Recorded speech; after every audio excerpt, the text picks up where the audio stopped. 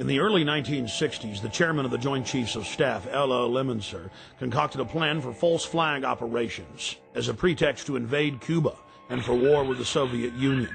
In Operation Northwoods, they planned to hijack jets by remote control, crash them, and blame the attack on Cuba. There were many other terrorist attacks they planned to carry out that were contained within the document.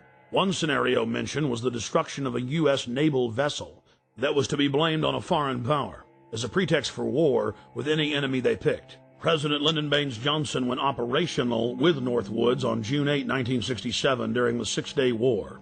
During the Six-Day War between Israel and the Arab nations, the USS Liberty was sent by Johnson to collect electronic intelligence in the eastern Mediterranean.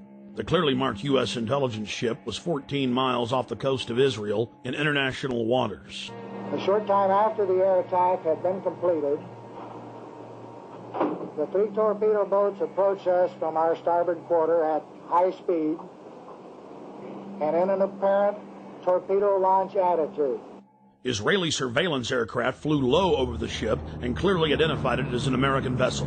At 2 p.m. that afternoon, the USS Liberty was attacked by 3 Mirage 3 fighter bombers.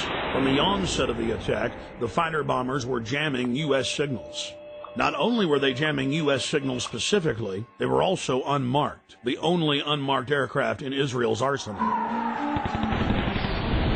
The fighter bombers strafed the ships with their cannons, dropped conventional munitions and napalm on the ship, repeatedly from stem to stern.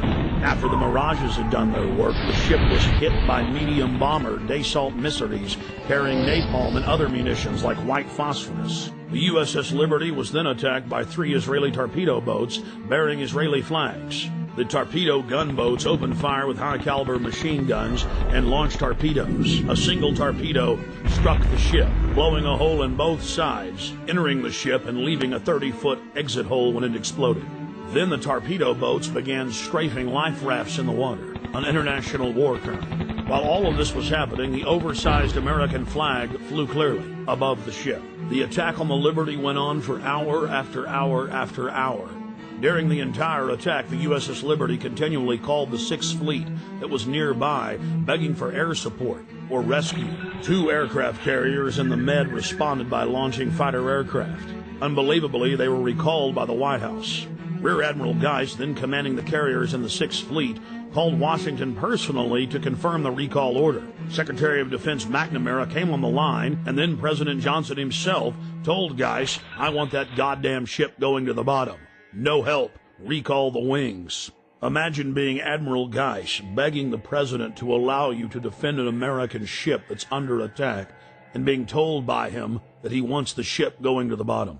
Despite the fact that the U.S. carriers withdrew their help, a Russian spy ship appeared and witnessed part of the attack. After 3 hours into the attack, the Israelis withdrew because there were witnesses, allowing the damaged USS Liberty to limp to safety. 40 years after the attack on the USS Liberty, we know exactly what happened.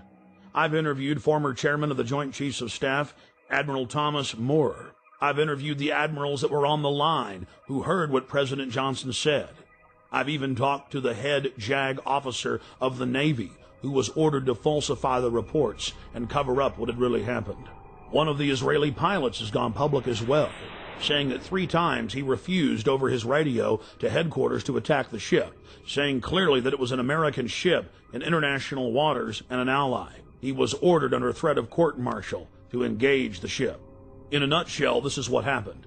President Johnson had personal control over the ship, parked it in the Mediterranean, made a backroom deal with Israel to attack it with an order to kill all aboard.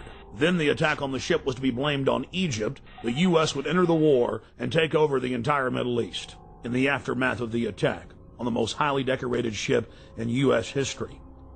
The captain and his entire crew were told they would spend life in prison or be killed if they told anyone what happened.